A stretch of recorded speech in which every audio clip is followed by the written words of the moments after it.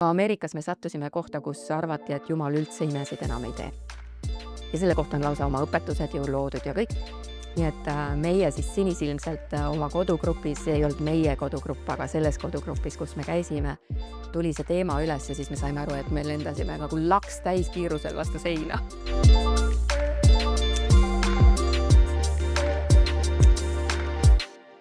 Tere tulemast vaatama jälle uut osa üleloomulikkuse podcastist. Tänases saates on mul külas vägev naisterahvas, kes on 10 aastaid elanud välismaal, kes on 4 lapse ema ja väga armastav abikaasa. Ja ma pean ütlema ka mitte ainult nüüd need asjad, aga ka selline teoloogiline suund ja õppimine selles valdkonnas on midagi, mis teda väga-väga huvitab. Ja tere tulemast Külvi saatesse. Aitäh! Mul on väga hea meel, et sa oled siin ja tegelikult on olnud tore sinuga nüüd mõned õhtud ennem saadet ka vestelda väga palju. Kas on midagi, mida ma nüüd ei öelnud siia tutvustamiseks, aga kindlasti peaks ära mainima? Ülistaja, palvetaja. Ma ise tegelikult näen, et juured on kõik seal. Ja pean tunnistama, et kui on olnud mõni teenistus üldse, mis mind on vee peal alati hoidnud või alati välja toonud kohtadest, ka ma mõtlen füüsilistest, geograafilistest kohtadest, kus mulle tundub, et kuidas siin elada, siis ülistuses ja palves tulevad ikkagi need tarkused ja allikad ja ka see seltskond, kellega sa kokku sobid. Kuule, aga lähme natukene sinna, et kohe sellesse, et sinna Ameerika aega, kui sa elasid ja natuke ennem see, et Jumal oli sulle juba siin Eestimaal ühe tule sisse andnud. Ja. Ja siis te liikusite Ameerikasse, aga räägi see algusprotsess ja sealt me tuleme tagasi lõpuks Eestisse ja siis räägime nendest üleloomulikest imedest ka, mis on olnud. Vau, jaa. Eesti andis mulle väga hea pinna ja kui nüüd alustada päris algusest, siis mul on ema poolt väga sügavad usklikud juured ja baptisti, nii et ma tegelikult, kui ma päästetud sain, mis ei olnud kirikus, vaid oli väga suveräänne Jumala kõnetus Pärnus tegelikult, siis ma Tallinnas elades läksin Oleviste kogudusse ja seal oli minul onu ja tädi, tegelikult isegi mitu onu ja tädi. Ja me hakkasime seal kasvama. Miks ma ütlen, et see oli väga hea alus? Siiani Olevistes ja baptisti kogudustes loetakse Jumala sõna. Ja see on nüüd üks asi, mis algul tundub, et no peavadki ju kõik kristlased, aga tegelikult tänapäeva maailmas seda peetakse juba päris heaks harulduseks. Et tihtipeale toetutakse pastorite sloganidele või sotsiaalmeediale, lemmikraamatutele või siis nendele võta hommikupalvuse raamatutele või kus on juba kellegi teise läbi mõeldud asjad või soovitused. Aga Jumala sõna on see, mis teeb elavaks. Jumala sõna on puhas ja veatu. Et vot see ei klabi teiste raamatute ega sloganitega. Ükski slogan ei ole nii täiuslik, kui see ei ole just Jumala sõna. Ja piiblis on kirjas ka seda, et uurige sõna päevad ööd tegelikult püsivalt, et me läheme selle algse asja juurde, et see oleks meil südames ja meeles. Ja see on hea, et sa seda ütled, sest ma olen ka mõelnud selle peale, et isegi kui meil on parimad autorid ja parimad pastorid, kõikide nende süda kokku pandud ei tule lähedale Jumala südamele või Jumala meelele, Jumala mõtetele, Jumala tasemetele, aga Jumala sõna viib sinna. Et mõtle, et 1000 aastaid on kogudus juba olnud eksisteerinud ja me kõik uurime ja liigume Kristuse sarnasusse. Et me ei taha ei ühe või teise pastori või selle ajaloolise liidri, arvamusliidri keskmesse jõuda, vaid me tahame Jumala, kes on tegelikult ülem kõigest, mida me üldse teame. Üle peakaela ja ta teab ka tulevikku. Ja see on hästi oluline, et kogudus ju liigub tema tarkusest, tema tuleviku poole. Vundament peab paigas olema. Ja. Aga sinu sisse tuli mingi hetk ka üks tuli, mis nagu pani sind nagu elama. Ja. Ja kust kohast see tuli, kas see oli juba enne siis välismaale minekut või juba Eestis? Minu lugu on nii eriline selles mõttes, et ma sain päästetud siis üksinda Pärnu sillal ja samal ajal sain ka püha vaimuga ristitud. Sain isegi keeled, millest ma tegelikult ei teadnud oma teada midagi selles ajal. Ja mäletan, et ma läksin siis vanaisa juures sinna minu pandud voodisse magama ja ütlesin Jumalale, ära mind lase magama jääda, sest ma arvan, et ma hommikul muutun või et need keeled lakkavad või et need mõtted sest ma seisin seal sillal, ma arvan 45 minutit rääkides Jumalaga omarust näost näkku.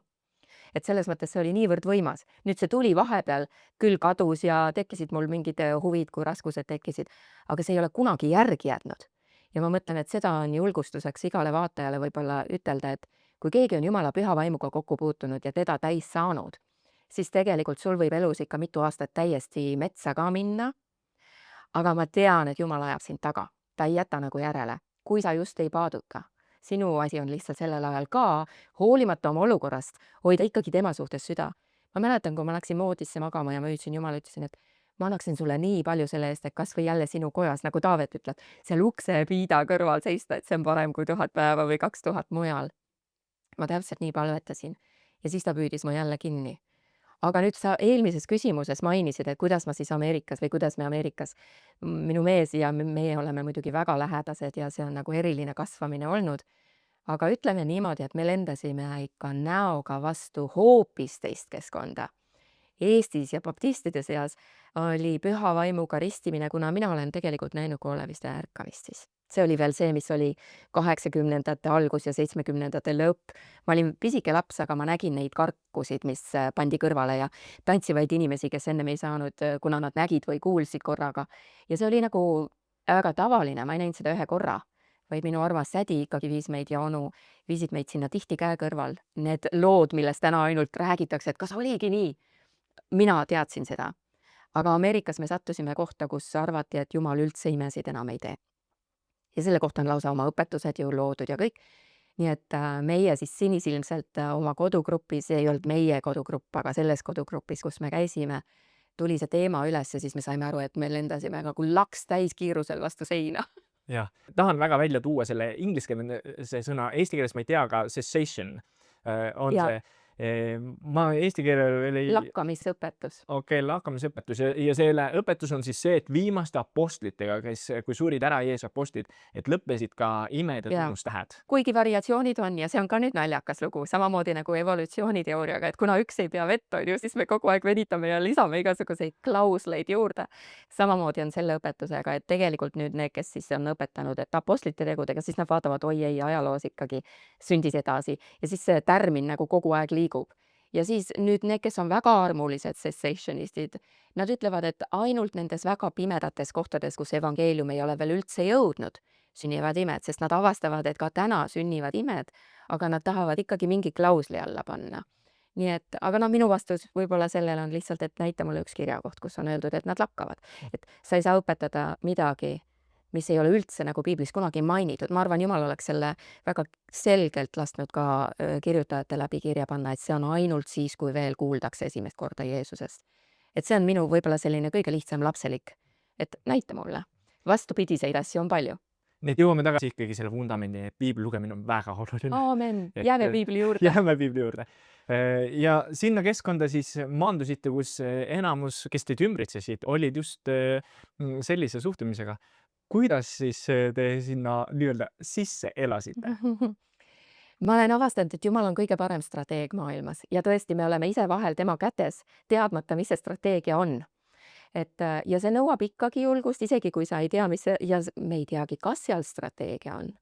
Vahel ma hüüdsin Jumala poole selles protsessis ja ütlesin, Jumal, meist küll siin kunagi kasu ei saa ollagi, et neil on meeled kinni, et nad ei näe piiblisalme sellises valguses, eks ju, mille peale mina naturaalselt toetuksin, neil on õpetuste võrgustikud nende ümber juba kaitseks ehitatud. Muidugi tavakristlane mitte, kui sa hakkad rääkima juba selliste teoloogidega. Et mis siis edasi saab. Aga lühidalt öeldes juhtus nii, et seal oli üks väga vana naine, kes oli püha vaimu täis ja temale oli antud ülesandeks teha naistele piiblitunde ja see piiblikool oli kasvanud päris suureks. Ma lihtsalt ütlen, et see oli ühel päeval ja teisel õhtul ja umbes 140 naist käis erinevatest kohtadest koos, mitte ainult siis meie kogudus ei olnud nii suur, aga tuldi väljapoolt, nii et ta oli nagu Bay Area või siis selle rannikupiirkonna piiblikool. Ja sellele naisele püha vaim oli öelnud, et tal oli abi vaja, ta oli juba hakkas lähenema 90-le. Et kes siis on see, kes nagu üle võtab? Ja mina olin lihtsalt ühe lauajuht, seal oli 12 lauda sellel päevasel ajal. Mina olin üks lauajuhte. Keegi oli mu nime välja öelnud ja see naine sai kinnituse ja ta helistas mulle, palus mind abiks ja väga lühike aeg läks ennem, kui ma aru sain. Kohe ma sain aru, et ta on püha vaimu pilgeni täis. Tuleb välja, et ta on olnud mitmete väga kuulsate karismaatiliste isikutega tegelikult seotud, aga kuna tema mees oli cessationist, siis nad lõpetasid seal koguduses. Aga nii kui ma hakkasin temaga vestlema, meil oli väga palju rääkida, ta teadis kõike, ma ei pidanud mitte midagi seletama. Ja mis oli sage, oli see, et me lõpetasime üldse põlvedel. Me küll hakkasime oma arust piiblitunde kirjutama, aga me olime, ja tema ligi 90 on põlvedel. Ja siis me koos hüüdsime selle Räni oru või Silicon Valley, nagu teda tuntakse, ja San Francisco piirkonna ärkamise pärast, et Jumal hakkaks liikuma. Ja see oligi nüüd nii-öelda minu kate. Korraga ma olin seal koguduses õpetamas piiblit, mis on, mõtled, mul ei ole isegi haridust, aga seda tegi Jumal ja pastorid väga austasid seda naist, oli aastakümneid seal teeninud. Kas te läksite siis kohe sinna kogudusse või te teadsite, kus te lähete või kuidas te nagu sinna sattusite? Sest see on väga vägev kuulda seda, et kuidas tegelikult, kui natuke niimoodi võib öelda, et mingi mantel võeti üle või anti midagi edasi ja koos mindi, et kuidas just sinna, kuidas Jumal juhtis? Keeruline oli. Esiteks me alustasime küll Californias, aga siis mingil ajal minu abikaasa läks tegelikult USA armeesse, käis Iraagis isegi ära ja mina olin siis seal sõjaväebaasides veel elasin. Ja kirikutest, mida me avastasime ja otsides kogudusi, oli see, et väga paljud lähevad populaarkirjanduse, populaarfilmide, mingite meemide peale ja õpetavad selle alusel. Seal on see nagu, ja ma ei ütle, et see ei ole vahel kasulik sisse tuua, sest et loomulikult noored ja kultuur, meie mõttemaailm ju mõjutab, kuidas me asju nagu õpime, lood on ka head, aga see muutus häirivaks. Sellel ajal tuli film välja 300 või? Ja see on see, kus keegi kangen, ma ei ole ise seda filmi näinud. Aga no mina mõtlen piibellikule loole, eks ju, et 300 oli mitte 2000, eks ju, või mis seal oli 20 000. Ja sellel ajal me otsisime kogudust ja me käisime mitmes. Ja seal kõik pastorid rääkisid selle filmi põhjal. Siis sa saad aru, et oota, midagi on nagu hullult viltu. Ja kui sa hakkad vaatama nagu, kuidas milliseid tehnikaid kasutati, ma ei taha üldse öelda, kui keegi õpib nagu kõnekunsti, et kindlasti see on kasuks, aga siiski Paulus kuskilt maalt tõmbab sellele vee peale. Ütleb, ma ei ole tulnud oraatorlusega, vaid ma olen tulnud tõe ja väega, eks ju, et ma tulen väega, Jumala sõna ja väega, hea sõnumiga ja väega. Alustati tihtipeale naljaga ja siis mindi edasi mingi südamliku loo juurde, siis, või mis oli võib-olla rohkem isiklik, siis toodi teooria ja mõne kuulus tsitaat ja siis lõpetati action plan, on ju, et kuidas me nüüd siis siit edasi liigume, et mis sina pead tegema ja mida meie kogudusena peame tegema. Ja see muster oli nii selge, et nii-öelda siis nagu muster, eks ju, mida sa hakkad järgima iga kord, kui sa lavale lähed. Aga kuskilt maalt sa tunned ju selle nii kiiresti ära ja see muutub kunstlikuks. Jumal ei tee seda kunagi, ma olen tihtipeale öelnud ka sinule siin õhtusöögilavas, et mis Jumalaga juhtub, on see, et ükski jutlus ei ole sama, ükski inimene pole sama, ükski, kuidas ma ütlen, kogudus ei ole täpselt sama muster, vaid Jumal loob seda, mis ta on andnud seemne vormis oma sõna läbi täiesti uueks. Ja sellest tuleb välja inimeste rõõm ja loovus ja julgus, meil on vabadus Kristuses, milleks meid on kutsutud. Ja iga kord, kui see kinni läheb, et me hakkame kõik ühesugusteks muutuma ja ainult reeglid on nii ja teised ei ole, siis ma vahel ütlen, et tõuseme kõrgemale, vaatame terves maailmas, kultuurid on erinevad, inimesed on erinevad. Tegelikult on Jumal loonud meid kõiki väga avastama teda ja see on nii lai ja selles on alati vabadus. Aga tuleme nüüd sinna juurde, et nüüd, kui te leidsite selle koguduse, kus te hakkasite käima, siis sa hakkasid seal õpetama, alguses selle eaka naisterahva kõrval ja lõpuks õpetasid sa üksi. Kust sul tuli see tarkus või need teadmised, mida õpetada, sest sa õpetasid ikka väga kaua seal ja väga selged piiblitunnid olid? Tõsi ta on, mind tõsteti üle, nii et teisi õpetajaid oli ka, seal oli 3 õpetajat veel, aga mina siis valisin teemasid ja ütlesin, kes mida peab tegema ja oli ka olukordi, kus ma pidin lepitama ja tegema, et õpetajad, kes üksteist silmast silma ei näinud, niimoodi, et kust see tarkus tuli, no mis sa arvad, Erkis? Põlvedel, hullusti põlvedel ja muide üks asi, mida Jumal oli ka siin Eestis teinud ülistusjuhina, millest me korra mainisime. Ta viis mind olukorda, kus ma pidin põlvedele minema ja anuma, et Jumal, ennem kui ma lähen kuhugi ülistusproovi, palun tule kaasa, õpeta mind, ma olen valmis nagu lolliks jääma. Aga tule. Ja ma läksin sõna otseses mõttes ka esimest korda, kui see aasta algus oli, kus mina pidin avakõned ja värgid kõik tegema. Ütlesingi neile, mul on aktsent, ma võin öelda, tema on ju inglise keeles he and she. Ma ütlesin, ma hoian teid ärkvel selle tõttu, et te kunagi ei tea, kas ma räägin mehest või naisest, sest mul on kalduvus need sassi ajada omavahel. Ja ütlesin ka, et tulge mu juurde, kui te ei nõustu. Et ma tahan pigem, et selle asemel, et ma seal seda ei ütelda, aga sulle ütle, pigem, et inimesed hakkavad mõtlema, ta on imelik, et ta niimoodi õpetab, on parem, kui nad tulevad su juurde. Ja see oli suur õnnistus. Ma tundsin mitmel puhul, et inimestel oli vabadus tulla mu juurde, küsida, kuidas sa seda näed, sest nendel olid üks kõige tugevam, ma ei hakka siin nime ütlema, aga väga tuntud Ameerika õpetaja, kes on just hiljuti suri, kes tõesti õpetab väga tugevalt ja karmilt ja peaaegu naeruvääristades igasuguseid vaimuande. Nende piiblid. Neil oli kõigil nende piiblid ja tegelikult meie koguduse eelmine pastor olevat olnud selle mehe kõige parem sõber. Nii et meil oli nagu hiiglane vastas selles mõttes, et seal oli väga hea õpetus igasuguse vaimuandide ja vaimuliikumise ja rääkimata keeltest rääkimist ja et ma nägin nagu kõiki asju, kuidas neid rünnatakse. Ja kuidas siis te vastu pidasite või noh, ma Mm. kujutan ette, et mõned kuud ja hakkaks juba järgmist kogudust otsima. Jaa, aga Jumal ütles palves, ma olen teid siia toonud ja teie ei liigu ennem kui teid välja visatakse. aga see ei juhtunud.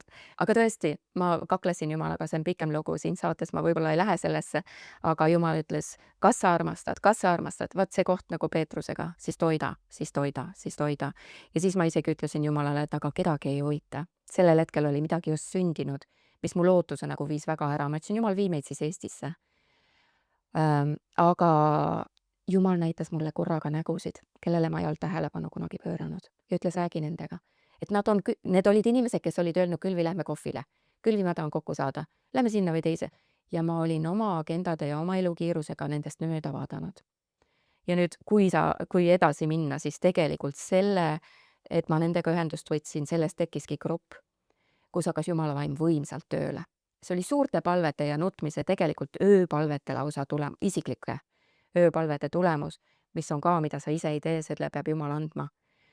Aga see asi hakkas liikuma niimoodi, et meil tekkis üks pere, kes oli samalaadne, nemad olid koguduses kogu aeg kõikidest asjadest eemale tõugatud selle tõttu, et nad palvetasid keeltes ja nad rääkisid püha vaimu andidest ja ka mitte imedest, vaid püha vaimu andidest ja ilmingutest, profeteeringutest.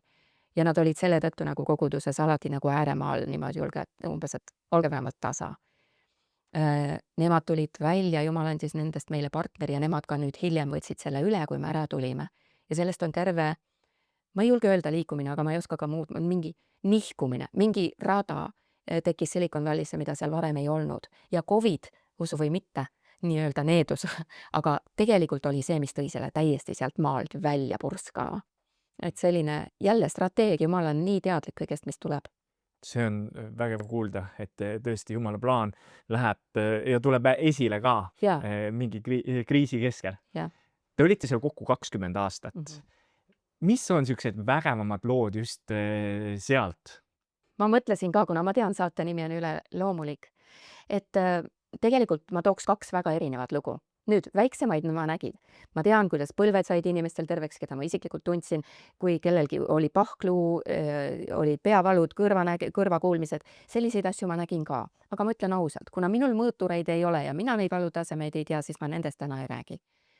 Aga oli väga kole lugu see, et ühel õhtul väga hilja, kell 11 umbes, siis helistati meile, et meie üks just nendest lambukestest, kelle nägu ma olin visioonis ka näinud, et üks nendest on avastatud, et tal on väga agressiivne ajuvähk ja see on sellises staadiumis, et ta viidi üleöö haiglasse. Nii kui avastati, kutsuti põhimõtteliselt õhtutunnil, et me peame nüüd kohe tegema selle operatsiooni. Aga ta perele öeldi, et selle operatsiooni õnnestumise protsent on väga-väga-väga väike. Vales kohas, kuhu ei saa ligi tegelikult ja suurus, nad ütlesid, on suure apelsini suurus. Mis kui sa mõtled aju, vaata öeldakse, et kui sa paned need pooled kokku, siis see on sinu aju. Pane siia nüüd suur apelsin sisse, et mis pressi all see aju on olnud. Ja kui sa selle ära võtad, siis tegelikult aju võib vastupidi reageerida. Nüüd ma ei ole meedik, aga ma teadsin, et ja talle oligi öeldud, et see protsent on tegelikult väga väike, et ta üle elab selle ja kui ta elab üle, siis tal võib väga kõva ajukahjustus olla ja kui tal ajukahjustust ei teki, siis see tuleb tagasi võimsalt, sest et ta on nii agressiivne olnud, et nad nagu mõõtsid selle kasvu millegi järgi. Meie läksime mehega kohe sinna haiglasse, sest et tal olid ikkagi mingid tunnid, palvetasime kõik põrandal terve selle, ma ei ole sellist palvet veel kuulnud, kui see naine. Ta kisas tundide kaupa Jumala poole, ma mõtlen kisas selles mõttes hüüdis, hüüdega, kõva häälega, õed käisid sisse-välja, ta ei pannud tähele ka me keegi. Meid ei huvita mitte miski, ainult see, mida Jumal. aga ta ütles kogu aeg, Jumal, lase mul näha oma laste üleskasvamist, siis võid mind ära võtta. Ja see oli umbes niimoodi, et tal olid lapsed kuskil 12–15. Nii et lisa umbes 5 aastat siis nagu oleks loogiline olnud. Ja me tegime kogudusega väga pikki palveid samamoodi iga nädal. Üle 200 inimese olid Zoomi koolide telefonidel ja me palvedasime usus, mis oli uskumatu. Lakkamisõpetuse koguduses, aga muidugi tal olid ka sugulased seal ja mujalt kogudustest. Ta oli väga armastatud. Ma tihti mõtlen Davida peale piiblis, vaata, kelle me ei taha lasta tal ära surra, ta on see inimene, keda kõik armastavad. Ja pikk jutt lühikeseks, talle tehti operatsioon, ta tuli sellest välja, tal oli mõistus. Kõik oli väga hästi läinud. 3 päeva pärast oli see vähk väga suur uuesti, sellepärast et see surve, mille all ta oli olnud, tuli uuesti. 3 päeva pärast läks teisele opile. Täpselt samamoodi jälle hüüad Jumala poole, sest et risk on endiselt sama. Ta tuleb jälle täie mõistusega sealt välja ja talle öeldakse muidugi, et peale seda, et ta peab hullult igasuguseid asju tegema ja kogu aeg kontrollis käima ja ta tegigi, sest selleks hetkeks tema lugu oli läinud mitte ainult San Francisco, siis ülikoolide ja haigla alla, vaid ka Berkeley, teda nagu suidutati ühest kohast teise alguses, et mida teha, sest keegi ei julgenud isegi ravi ja operatsiooni strateegiat üksi otsustada, sest see oli nii kaugele arenenud asi. Ja nüüd on nii San Francisco kui Berkeley University kulutavad teda imeks, nii et võta või jäta. Ja minu sõbranna. Aga ta suri ära täpselt siis, kui ta lapsed kõik täiskasvanuks sai. Et Jumal andis ikka oma armu. Ta andis täpselt talle palvevastuse kogu perele, aga tema lapsed on sellist usuvaimu täis. Ma ütlen, et raske on leida, minu tutvusringkonnas teisi selliseid noori ei ole. Nad on näinud, kuidas palve töötab. Nüüd teine on hoopis teistsugune. Võib-olla mõned inimesed teavad, Gordon Van Velen on Eestis käinud ja temaga me läksime Ameerikasse, viin teda oma tuttavate juurde ja seal oli, San Franciscos oli üks väga suur ülistuspalve koosolek, siuke poole ööni. Ja noori palju ja möll ja uued pastorid ja siuke noortevärk. Ja korraga tõmmatakse teda, kuna tema ka siuke kaval mees käib siin ja seal ja vaatab ühte ja teist ja tal on ju prohvetlik sõna. Korraga on tema tõmmatud taha pastorite ruumi. Mina leian ta sealt ülesse või keegi ütles, et ta vist läks sinna. Ja mina vaatan, seal on mingisugused perekonnad juba tal ümber ja tema palvetab. Ja muudkui inimesi tuleb juurde. Aga nüüd vaata, tekkis minul see koht, kus ma mõtlen, et oota, kui kõik need pastorid vaatavad ja siin imed ei sünni, siis on ka jama, on ju. Niimoodi. Ja kõige tipuks, kõige selle loo, siis olukorra kõige tipuks toodi sinna sisse üks naine, kes kõndis 2 kargul ja ei suutnud üldse ühte jalga maha panna. Ta hüppas ainult 1 jalal ja ta oli saanud väga tugeva spordikahjustuse. Operatsioon pidi olema umbes nädala pärast ja algul, kui Gordon palus tal jalga maha panna, ta ütles, ta keeldus, ta lihtsalt oli niimoodi, et kui tal läheb arvas vastu maad, tal on valus, kõik on nagu niimoodi, aga Gordon hakkab palvetama ja pikalt, meil oli kusjuures juba ammu koosolek läbi, mul all juba minivänn ootab, helistavad, kus te olete üldse? Meil on pastorite ringi ja niuke palvetamine. Ühesõnaga, ütleme nii, et isiklikult oli umbes, et parem oleks ta siit praegu läbi katuse välja tõmmata ja vänni panna ja kaugele ära sõita, on ju. Aga see palve võttis kaua, inimesi tuli aina juurde, sest olukord oli ju niivõrd nähtav. Aga ma ütleksin kuskil 20-25 minutit korduvalt, ta lihtsalt palvetab, ta ei kisa, ta ei hüüa, ta ei aja teemoneid välja, mitte midagi. Aga aeg-ajalt küsib, proovi nüüd. Ja ma näen kogu aeg see naine absoluutselt juba paneb tervet talla maha, siis Gordon hakkab ütlema talle, et kuule, aga proovi nüüd natukene nõtkutada oma põlvi, no see ei tule ju kõne alla alguses. Saad aru, me lõpetasime sellega, et see naine käis ülesse ja alla põlvedele, nagu kükki ja ülesse. 3-4 korda, siis ta muidugi hüüdis, kõik oli täiesti ja lihtsalt mina seisan täielikus hämmingus seal. Ja siis me sõitsime vännis ära ja ma palusin Jumala ees kogu aeg vabandust, et kuidas ma ei uskunud. Nüüd teine pool sellest on see, et minu enda tütar oli sellel ajal haiglas ja mulle helistati, et tal on sepsis. Ja et jälle on mingi jama, millega ma ei tea, kuidas edasi saab, et mu oma tütrel on olnud tervisehädad, millest ja ka ime läbi ta on nüüd terve, aga tema lugu on väga pikk, eks ju. Et imesid jätkub ja on väga nähtavaid ja otsekoheseid ja on selliseid, kus sa näed 5 aastat hiljem, et mitte ainult 5 aastat, loomulikult see algus oli ka ime, aga Jumal vastab palvetele täpselt niimoodi ja jah, meie tütar ka käis seksisest mitmel korral läbi ja jäi sama oli, et ta ei tea, kas aju jääb korda. Nii et jaa, imed sünnivad meie keskel Eestis ka. mida need imed selle koguduse keskel siis tegid, sest need koguduses ju Just. kuulsid ja nägid ka. Ja tema oli väga tuntud. Et selles mõttes oligi. Nüüd, fakt jääb faktiks. Teatud inimesed näevad imet ja teised ütlevad, no vaata, läks hästi ikka. Läkski hästi, jumala käsi. Et aga kui sa oled selle ja mida kaugemal sa oled loole, seda lihtsam on öelda, et no vot, läks hästi. Mida lähemal sa oled loole ja sa tead neid fakte ja sa igat millimeetrit palvetad läbi, seda rohkem sa ikkagi hindad seda, mis sündinud on. Aga tõsi ta on. Vaimuannid läksid üldse koguduses tööle. See tekitas muidugi natukene seda, et mõnel on, mõnel ei ole. Pastorid olid ärevil, kuidas me nüüd kõike koos hoiame. Vanad kalad, vaata need samad asjad, eks ju, et ei tea, kes need, kellel on, arvavad siis nüüd endast, et nad on paremad. Või siis on Jumal meie keskele tulnud külastama ja mina tahan ka. Need on nagu seinast seina reageering. Anna mulle ka Jumal. Sest piibel ütleb, ajage taga, nõudke taga, püüdke kinni, olge kuumad, minge Jeesusele ligi, mitte ärge öelge, et kui ta tahab, küll ta saab minuga kätte. Et need on niisugused mõtteviisid, mis on kardinaalselt erinevad. Ja mingis mõttes me peaksime seda õpetama ja neid asju nagu erisusi välja tooma. Et passiivsus, külmus Jumala vastu võib tegelikult su eluaastaid niimoodi ära süüa ja sa ei teagi, sa ei näegi Jumala ligiolu. Ma arvan, et üks vägevaid imesid, mida me näeme, ongi see, et mis ei ole nagu füüsiline, vaid see, kuidas inimeste südamed saavad muudetud. Ja minu arust need on ühed ägedad imed, et kui selle koguduse süda või nende inimeste süda sai muudetud, siis minu arust need on ühed kõige üleloomulikumad asjad üldse. Aga nüüd te olete elanud mõned aastad Eestis. Kuidas siin Eestis on olnud ja mis on see, mida Jumal Eestis teeb läbi teie silmade? See on nii hea küsimus. Ühelt poolt Eestisse tagasi tulla oli väga-väga hea. Ükskõik kui tubli ja äge elu sul on välismaal. Sa kogu aeg tunned, et su päris koht on ju mujal. Me kogu aeg teadsime, et me oleme ajutiselt. 20 aastat on niisugune kahtlane ajutisus, aga tegelikult me kogu aeg küsisime Jumal, millal me peame tagasi tulema. Nüüd esimese hooga, kui mina tulin Eestisse, ma olen suhteliselt vaheltundlik vaimulikult. Ma mäletan, ma nutsin rahva pärast nagu. Ma nägin eestlaste nägusid.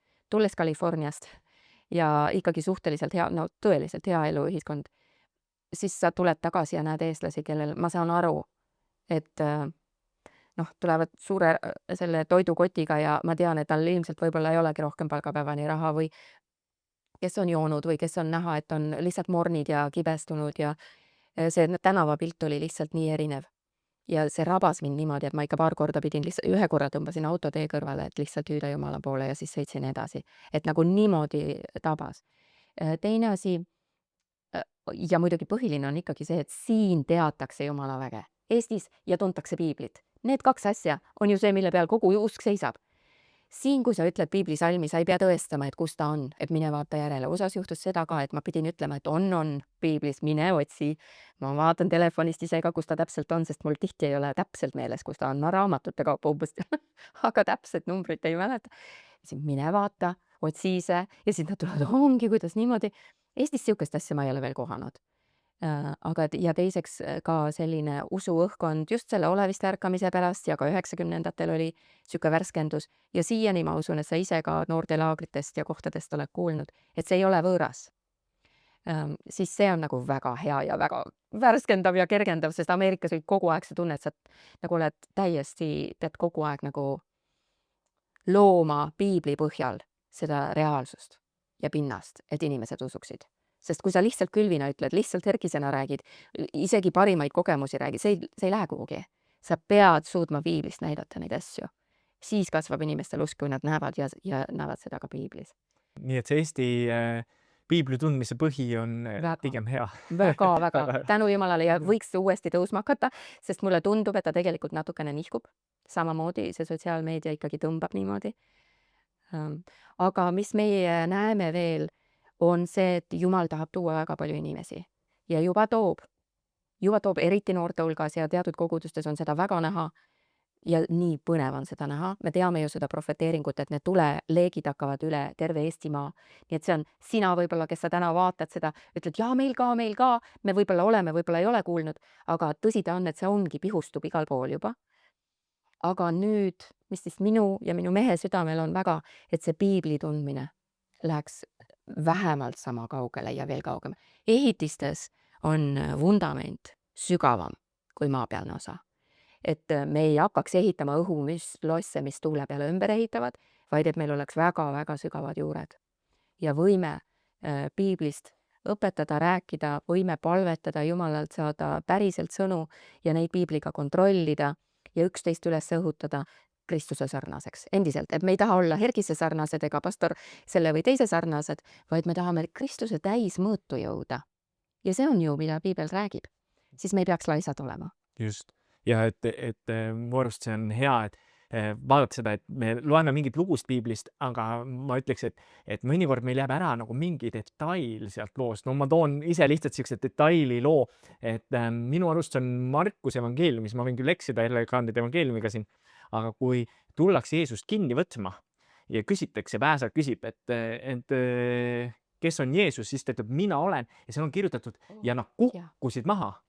Ma mäletan, ma lugesin seda paar aastat tagasi, ma olen lugenud piiblit, ma olen seda mitu korda lugenud. Esimest korda ma näen, kuidas Jumala vägi on ja nii edasi, et see vundamendi näide oli ülihea, mis ütleb, et lisaks sellele ma midagi tean, ma näen või Jumal avab ka selle, et see vundament hakkab juba maa alt, et ta oleks tugevam.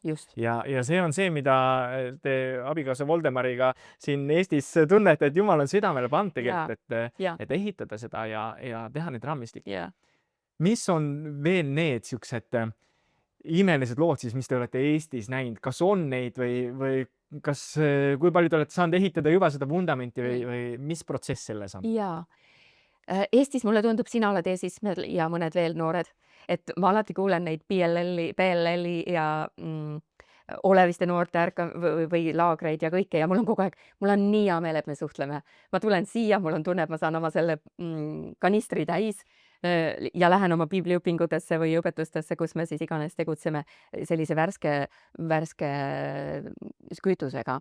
Et ma ei saa öelda, et ma ise siin väga ja see on minu enda süü, minu situatsioon. Meil on veel väikseid lapsi kodus ja näiteks TTT-tiim, kus nemad ju on ka täiesti eesistmetel, näevad ja minu väga head sõbrad on ju seal ja me vestleme ja ma kuulen, aga ma ei saa kutsuda neid enda nähtud imedeks. Ma kuulen, ma loen neid kirju, mulle vahel edastatakse, ma suhtlen ka just nimelt ka PLL-i juhtidega ja nii et ma kuulen küll, aga ma ei saa öelda, et ma olen ise selles positsioonis, kus mina praegult niivõrd, kuigi me ütleme ju püha vaimu vägi töötab küll. Keelteannid, prohvetlikud annid hakkavad tööle või ütlevad, selliseid asju ma näen, aga need pole ime, see peaks olema tavaline, eks ju, nagu me räägime.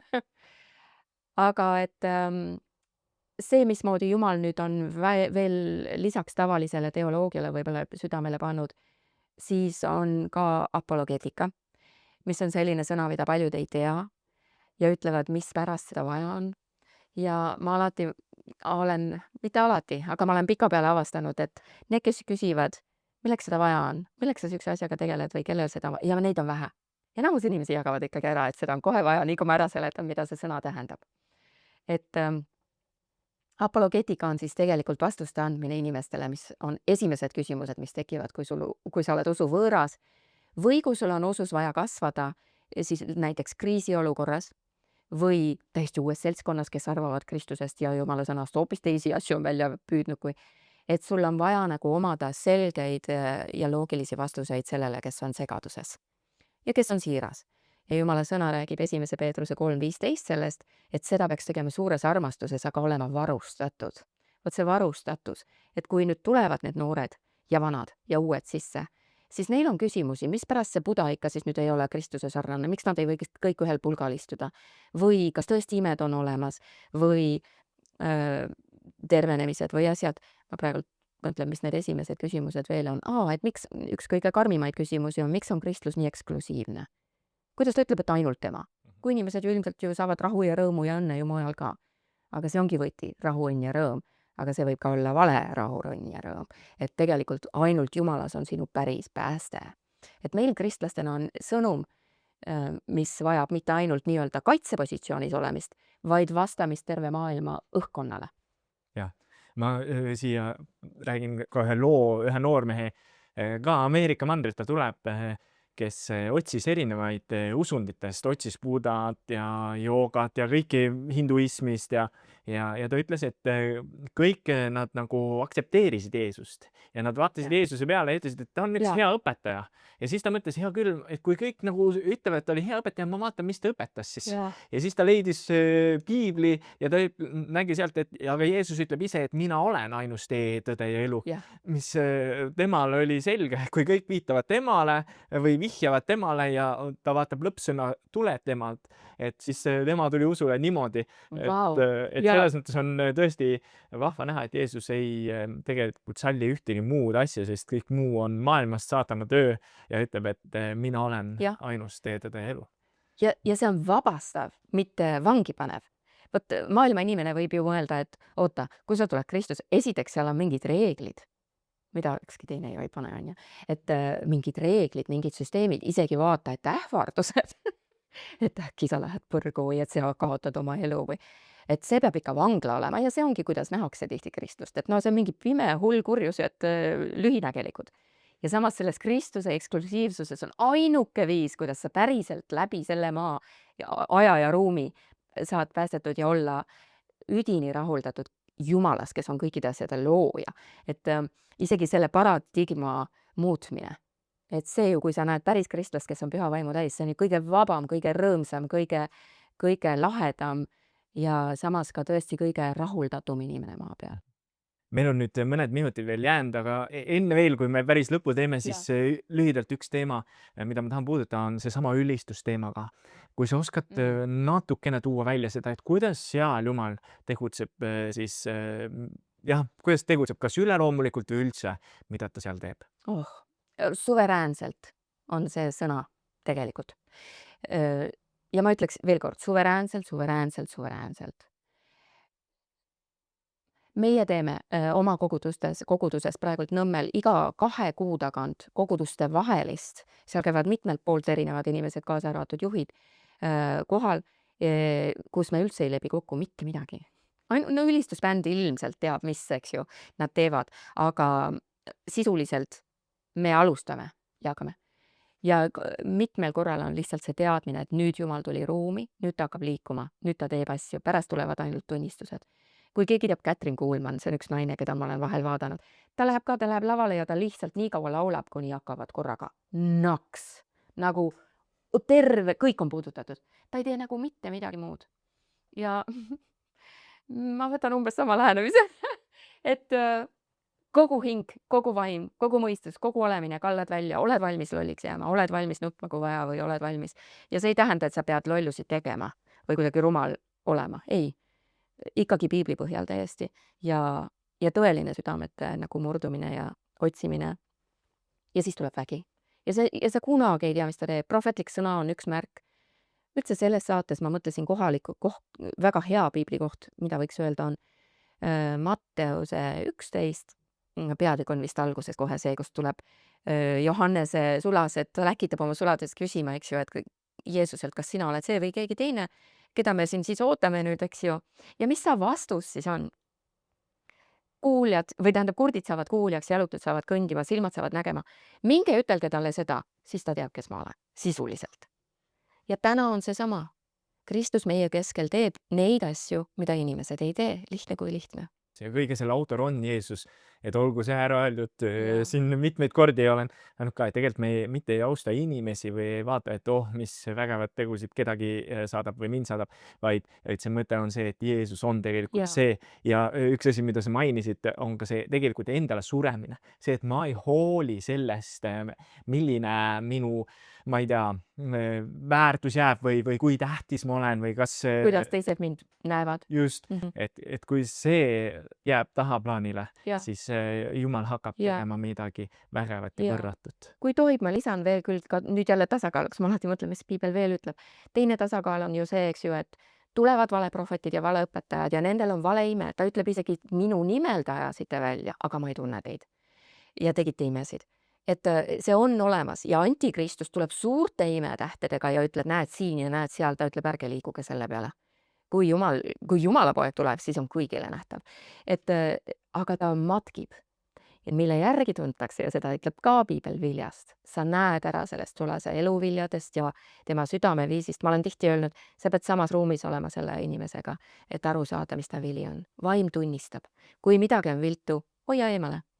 Otsi, sa võid ta eest palvetada, kui Jumal annab, või siis hoia puhtalt eemale, sest et tõepoolest ka vaenlane oskab teha imesid. Teisest küljest, kui keegi on kuskil Austraalias või Ameerikas, siis nende üle kohut mõista või neid nii-öelda, et mina tean, kas ta on õige või vale, üsna tühine tegevus. Ei tasu üldse oma aega raisata. Jumal on kohtumõistja ja Jumal on ka nende inimeste valguse esiletooja, kes on laimatud. Võib mõlemat pidi olla. Ja et meie silmad oleks Jeesusel, mitte Just. nendel inimestel. Aamen. Aga Külvi, kui ma võin paluda, et sa palvetaksid siin nüüd lõpus ja et just nende eest ka, kes tunnevad, et nad on selles keskkonnas, kus inimesed nagu usuvad Jumalat, aga samas midagi jääb puudu. Mingi nii-öelda Jumala vaimu puudutus jääb puudu, et need inimesed oskaksid ka liikuda edasi selles Jaa. keskkonnas. Jaa, Ja siis, palvetan. ja siis me lõpetame jah, pärast sinu palvet. Tänu, Jeesus. Isa, me lihtsalt väga ülistame sind selle eest, et sa oled toonud Eestisse ja loonud Eestisse ja kutsunud Eestist välja sellise koguduse, kes on tegelikult väga janune sinu järele, väga igatseb pühadust ja väga igatseb osadust, kellel on tegelikult suur austus Jumal sinu sõna vastu ja keda sa oled kutsunud väga erilise nii-öelda DNA-ga, siis nagu me rääkisime, ka ükski rahvas ei ole sarnane teisega. Ka Eesti on kutsutud olema seal Jumala autrooni ees ilmutuse raamatus on üks Eesti, kus on Eesti parim nii-öelda õigsus, rahu ja rõõm, Jumala vaimuannid ja päris kogudus, kes teineteist armastab üle kõige, lihtsalt andestab ja usaldab sind üle kõige. Ja täna on meil selleks võimalus, sa oled meile selle täna maa peale toonud püha vaimu läbi. Kui nüüd palvetada, issand, me tahame tõesti tuua need sinu ette, kas koguduses või isiklikult tunnevad ennast ebamugavalt, kui miski on päriselt natukenegi kontrolli alt väljas või teistsugune või ei tea nad kirja kohta kohe sellele lisada. Issand, me palume, et sina oma vaimuga tunnistaksid nende sees, et see on elu andev jõud, kui see on püha vaim. Et meil oleks see vahetegemise võime, seda ütleb ju Pauluski, et me võiksime ära tunda püha ebapühast. Jumal, ja kui see oled siis sina, siis anna meile eestlase kirge. Anna meile ühte uut kirge ja puhta südamega sinu järele tulemist, et me ei jääks laisaks. Sest sinu sõna ütleb teiselt poolt ka, et me väega tõmbame ju Jumala riiki alla. Et see ei ole passiivne, see on üks järgimine, liikumine sinule. Et ma palun, et need magamistoad, kus need inimesed elavad ja ka pastorid, juhid, kes peavad valikuid tegema, et su vaim nende vastu räägiks. Nagu Taavet ütleb, mu neerudega sina räägid, sa õpetad minu neere öösid. Et see võiks Eestimaal olla tavaline. Ja et me siis oma reputatsioonist ei hooliks, vaid räägiksime kas või täiesti uut asja, mis on silmale imeks, et näed, see inimene räägib korraga nii. Jumal, aga see tuleb ainult sinu vaimu täitmise läbi ja me palume, kalla üle, täida oma rahvas meie maal, oma puhta ja püha vaimuga, milles on kõik Jumala vägi. Sinu asjad tuleks esile. Ja nii nagu siis Jeesus ütles Johannese jüngritele, siis ta teab, kellega on tegu. Me palume seda, issand Jeesuse nimel, värskenda ka neid, kes on väsinud või kelle usk on tuhmunud. Sina mine ja külasta neid ja too taas üks uus ärkamine meie maale. Jeesuse nimel õnnistan igat Jumala sulast ja Jumala teenritena. Aamen. Aamen. Aitäh. See oli väga tore sinuga siin vestelda ja muidugi need eelmised õhtud ka, mis sai räägitud, olid väga ülesehitavad ja julgustavad. Mulle ka. Ja teie, kes te ikka seda saadet jälgite, siis julgustan jätkuvalt olema osa, sellepärast et juba järgmine külaline on keegi, kes on väga palju käinud missioonireisidel ja hakkab rääkima siis nendest lugudest, mis toimuvad ka vaesemates riikides, Aafrika riikides, kus imed ja tunnustähed kestavad ja toimivad. Kohtume järgmine kord ja olge väga õnnistatud.